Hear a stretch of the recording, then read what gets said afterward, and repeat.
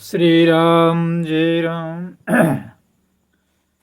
तो आए कथा में, जब भगवान शिव वट वृक्ष के नीचे अपने आसन जमा लिए और भजन में मग्न हो गए, तो उन्होंने पार्वती जी को भी कहा। क्या कहा कि पार्वती प्रिय। वो दौड़ी आती है, बाएं अंग में स्थान देते हैं और वो घर स्वर्ग के समान कैलाश पर शिव जी का शोभित हो रहा है। कैसे? शिव जी कहते हैं, भजन कर। पूरे संसार को कहते हैं पार्वती एक बहाना है। भजन कर होई तवन होई हो, जगतिया में कोई नहीं अपना। भजन कर भजन कर होई तवन होई हो, जगतिया में कोई नहीं अपना। भजन कर होई तवन होई हो, जगतिया में कोई नहीं अपना। भजन कर करके तू रसोई हो, जगतिया में कोई नहीं अपना। ये श्री वाणी है। तो मैं त्रिभुवन गुरी वेद बखाना, आन जीव पावर का जाना। प्रश्न उमा के सहज सुहाई, छल विहीन सुनि शिव मन भाई। हरे ही राम चरित सब आए, प्रेम पुलक लोचन जल छाए। श्री रघुनाथ रूप उरे आवा, परमानंद अमित सुख पावा। ध्यान दें प्रभु, जब वट वृक्ष के नीचे कैलाश पर्वत पर भगवान शिव ने आसन जमा लिया और राम नाम राम राम राम राम जप रहे हैं, तो माँ पार्वती भी दौड़ करके आती, जैसा कि दास पिछली कथाओं में कह चुका है, कल ही की कथाओं में, कि वो पार्वती जो है वो कहती है, वेदों ने आपको तीनों लोकों का गुरु कहा है। यह मानस की बात है। दूसरे पामर जीव इस रहस्य को क्या जाने। पार्वती जी के सह सुंदर और छल रहित सरल प्रश्न सुनकर शिव जी के मन को बहुत अच्छा। वो पति सौभाग्यशाली है। वो पति धरती के अनोखे प्राणी है, जिनकी पत्नी भगवान के बारे में कुछ प्रश्न करती है और भगवान की कथा को सुनने के लिए लालायित होती है। वो पति बड़े भाग्यशाली है। धरती पर ऐसे पति पत्नी बहुत कम मिलते हैं, जो एक साथ बैठ करके हरि के गुणगान करते हैं, हरि के भजन करते हैं। श्री महादेव जी के हृदय में सारे रामचरित्र आ गए। प्रेम के मारे उनका शरीर बिल्कुल गदगद और पुलकित हो गया और नेत्रों में जल भर आया। श्री रघुनाथ जी का रूप जो है उनके हृदय में आकर के छा गया है, क्योंकि ये दास बता चुका है रामचरितमानस के माध्यम से कि रामचरित रचित मानस राखा। सबसे पहले शिव जी ने ही रामचरितमानस को रचना की थी और उनकी कथा को अपने मन मस्तिष्क में संजो करके रख लिया था, जिससे स्वयं परमानंद स्वरूप शिव जी भी अपार सुख पाए।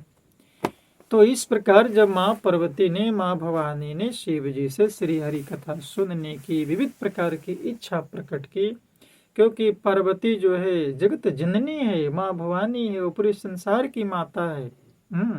इसलिए वो संसार की माताओं को राम कथा सुनाना चाहती है, सबको भवसागर से पार लगाना चाहती है, तीनों लोक 14 भुवन में अजर अमर बनाना चाहती है, लोक सुखी परलोक सुहेला करना चाहती है।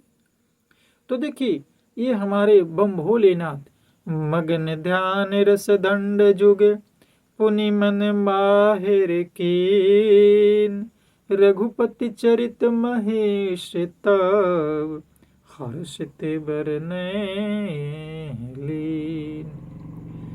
जब पार्वती ने मीठे वचन, सुंदर वचन श्री रामचंद्र जी की कथा सुनने की प्रबल इच्छा जाहिर की, भगवान गदगद हो गए हो और शिव जी 2 घड़ी के लिए ध्यान में डूब गए। फिर उन्होंने मन को बाहर खींचा और तब वे प्रसन्न होकर श्री रघुनाथ जी का चरित्र का वर्णन करने लगे। अब देखिए यहाँ सवाल एक आता है, चूंकि हम लोग जानकारी भी लें, 10 बताएगा। 2 घड़ी तक के लिए शिव जी एकदम ध्यान मग्न हो गए। भाई 2 घड़ी क्या होती है? तो 2 घड़ी समय होती है। एक घड़ी में 24 मिनट होता है और 2 घड़ी की बात है, यानी 24 दूनी 48 मिनट शिव जी एकदम ध्यान मग्न रहे। और जब ध्यान टूटा तो उन्होंने शुरू कर दिया राम कथा कहने के लिए। अब यहाँ से देखिए भगवान शिव जी माँ भवानी को श्री राम जी की कथा सुनाते हैं, क्योंकि दास पहले कह चुका था कि इसके पहले महर्षि याज्ञवल्क्य जी महाराज ने प्रयागराज में बैठ करके और भरद्वाज मुनि को राम कथा सुनाया था और उन्होंने कहा था कि मैं वही कथा सुनाऊंगा जो कैलाश पर्वत पर बैठ करके महादेव जी माँ भवानी को सुनाए थे।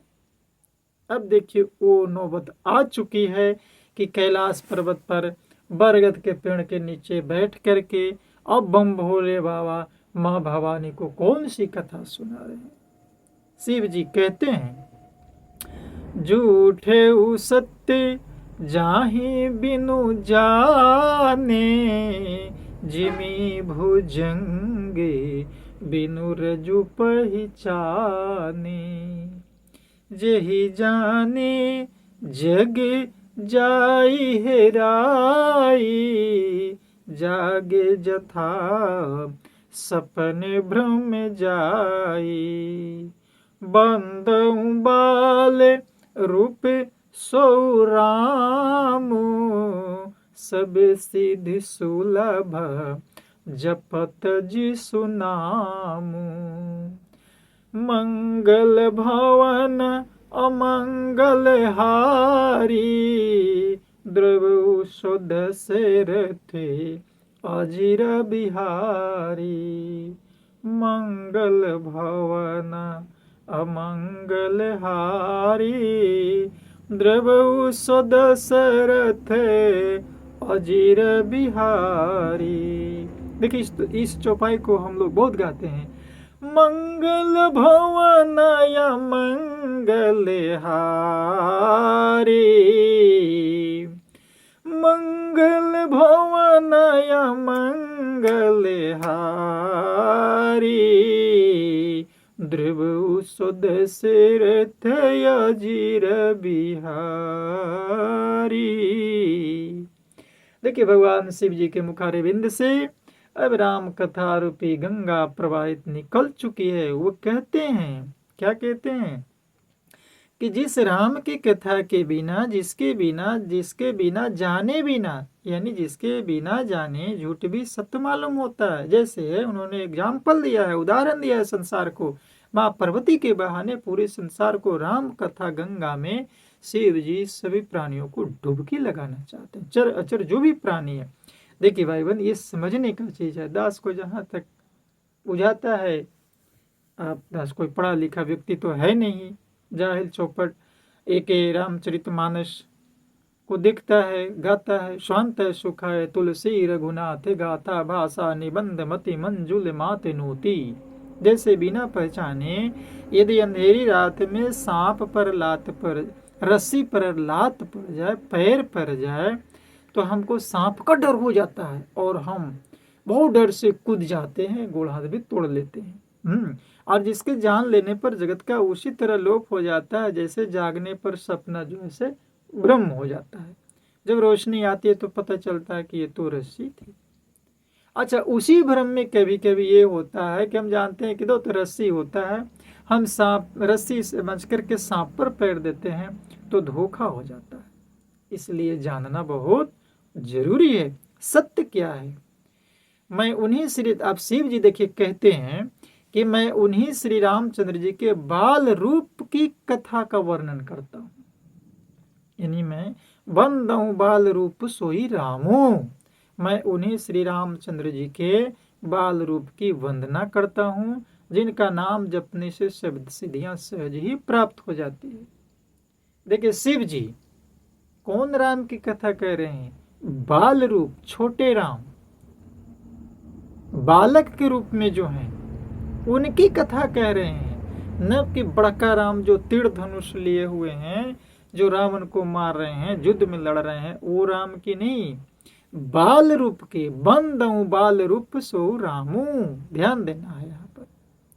जो बाल रूप में स्वयं भगवान अवतार लिए हैं, पार ब्रह्म परमेश्वर अंतर्यामी, जो निराकार से साकार रूप में राजा दशरथ के घर में अयोध्या में प्रांगण में आए, उनकी कथा कह रहे हैं जिनका नाम जपने से शब्द सिद्धियां सहज ही प्राप्त हो जाती है। दास के वचनों पर ध्यान देंगे मेरे प्यारे भाइयों। मंगल के धाम, अमंगल को हरने वाले और श्री दशरथ जी के आंगन में खेलने वाले राम, तो खेलता कौन है? बालक ही तो खेलेगा ना, जो छोटा होंगे। बाल रूप श्री रामचंद्र जी मुझ पर कृपा करे। देखिए मंगल भवन या मंगलहारी हम लोग गाते हैं, यानी मंगल के धाम, अमंगल का हरने वाले, और श्री दशरथ जी के आंगन में द्रव सो दशरथ अजीर बिहारी, लोग अजर कह देते हैं, अजर नहीं है मेरे प्यारी बहना, अजीर है, यानी आंगन में खेलने वाले बाल रूप श्री रामचंद्र जी मुझ पर कृपा करें। करी परिणाम राम ही त्रिपुरारी, हरसी सुधासमी गिरा उचारी, धन्य धन्य गिरिराज कुमारी, तुम समान नहीं को उपकारी। कितनी विचित्र बात है। बाबा भूतनाथ कह रहे हैं, हे महादेव, कह रहे हैं त्रिपुरासुर का वध करने वाले शिव जी श्री रामचंद्र जी को प्रणाम करके आनंद में भरकर अमृत की समान वाणी बोले। बताइए, कहते हैं हे गिरिराज कुमारी पार्वती, तुम धन्य हो, धन्य धन्य गिरिराज कुमारी, तुम्हारे समान कोई उपकारी नहीं है। बताइए, जो भगवान की कथा सुनने के लिए लालायित हो रही, उससे कोई उपकारी होगा हो है? कैसे? शिव जी कहते हैं, पूछहु रघुपति कथा प्रसंगा, सकल लोक जगे पावनी गंगा, तो मेरे घुबीर चरण अनुरागी, किन्हीं प्रश्न जगत हित लागी। हृदय विदारक यहाँ पर बात है, हम लोग समझ कर चले।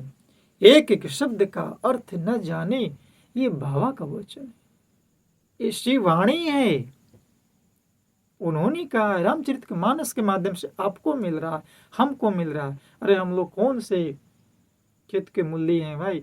अरे ये तो तुलसीदास ने कृपा की कि देहाती गंवार भाषा में अवधि में इन्होंने लिख दिया कि हम लोग को भी काम चल जा रहा हमारा टूटी फूटी भाषा में, हो सके किसी रूप में जीवन सुधर जाए, परम शांति को प्राप्त हो जाए। न तो ये तो भौतिकवादी, लेना देना, रुपया पैसा कमाना, खाना, गाड़ी बंगला, ये कौन नहीं जानता है भाई। लेकिन राम कथा रूपी गंगा, पूछहु रघुपति कथा प्रसंगा, सकल लोक जग पावनी गंगा, जो तुमने श्री रघुनाथ जी की कथा प्रसंग पूछी है, जो कथा समस्त लोकों के लिए जगत को पवित्र करने वाली गंगा के समान है। देखिए गंगा हिमालय के गोमुखी से निकलती है, वो उत्तराखंड हमारे देश की एक पवित्र नदियों में एक है।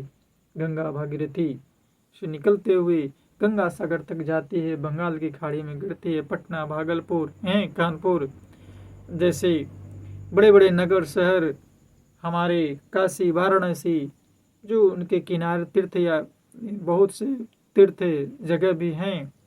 हम लोग गंगा में स्नान करते हैं, प्रयागराज में, त्रिवेणी में, तो कथादास बहुत सा कह चुका है। लेकिन देखिए यहाँ पर एक प्रश्न है कि गंगा जहाँ से निकलती है और गंगा जहाँ गिरती है उतना ही तक वो पावन करती है। लेकिन श्री आज जो गंगा माँ भवानी, माँ पार्वती, श्री शिव जी के मुख से जो गंगा प्रवाहित होने जा रही है वो है, पूछूं रघुपति कथा प्रसंगा। रघुपति यानी ये राम जी की कथा रूपी गंगा, सकल लोक जग पावनी गंगा, ये सकल लोक में आज प्रवाहित हो रही है। राम कथा कहाँ नहीं हो, जितने लोग सुनेंगे, जितने जानेंगे, वो गंगा के समान है। और वो गंगा के समान सभी पापों को धो करके ले जाके के बहुत अथाह समुद्र में डाल देती है।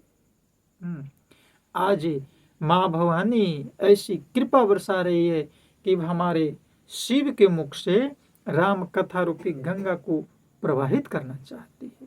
राम कृपा में पार्वती, सपने हो तब मन माही, शोक मोह संदेह भ्रम मम विचारे कछु नाही। हे पार्वती, मेरे विचारों में तो श्री राम जी की कृपा से तुम्हारे मन में प्रश्न भी, शोक मोह संदेह और भ्रम कुछ भी नहीं है। देखिए आज शिव जी बड़े प्रसन्न से राम की कथा रूपी गंगा को अपने मुखारे बिंद से, अरे भाई सब जानते हैं कि गंगा हमारे प्रभु के मस्तक पर धारण किया है और गंगा की उत्पत्ति वह भगवान के चरणों से हुई है। गंगा प्रभु राम के चरण से ही प्रवाहित होती है, जिसको शिव जी मस्तक पर धारण करते हैं। और वो कथा आज भगवान के मुख से राम कथा रूपी गंगा पार्वती माँ निकलवाना चाह रही है, जिससे संसार में शोक मोह संदेह और भ्रम कुछ भी न रहे, पूरे संसार पावन हो जाए। तो कथा बहुत विचित्र है। अब कथा में रंग आ रही है जब शिव जी राम कथा कह रहे हैं, जिनकी रामचरितमानस के माध्यम से गोस्वामी तुलसीदास ने हम लोगों तक पहुंचाने का प्रयास किया है टूटी फूटी भाषा में, और हम लोग उसको आपस में शेयर करके राम कथा रूपी गंगा में जब डुबकी नहीं लाएंगे तो कौन भागा होगा हो। क्योंकि शिव जी ने कहा है, क्या कहा, अभिदास बताया, मंगल भवन अमंगल हारी, द्रव सुदशरथ अजीर बिहारी। कितनी अच्छी बात उन्होंने कहा। और कहा जो 10 बोला, पूछहूँ रघुपति कथा प्रसंगा, सकल लोक जग पावनी गंगा। इसीलिए ना बाबा कहते हैं 10 बार कहते हैं क्या, भजन कर, फिर वही बात, भजन कर होई तब न होई हो, जगतिया में कोई नहीं अपना। भजन कर होई तब न होई हो, जगतिया में कोई नहीं अपना। भजन कर होई तब न होई हो, जगतिया में कोई नहीं अपना। कोई नहीं अपना, कोई नहीं अपना, कोई नहीं अपना, कोई नहीं अपना, कोई नहीं अपना। भजन कर, भजन कर होई तब न होई हो, जगतिया में कोई नहीं अपना। भजन कर कर के रसोई हो, जगतिया में कोई नहीं अपना। भजन कर होई तब न होई हो। तो हे प्रभु, जिस रूप में भी भजन करें करें। और भजन का प्रभाव कल की कथा में दास रखेगा कि भजन का कितना प्रभाव हमारे तन पर मन पर पड़ता है, वर्णन अपेक्षित नहीं है। इसलिए दास बार बार निवेदन करता है, भजन कर होई तव न होई हो, जगतिया में कोई नहीं अपना। प्रेम से कहना, जय श्री राम।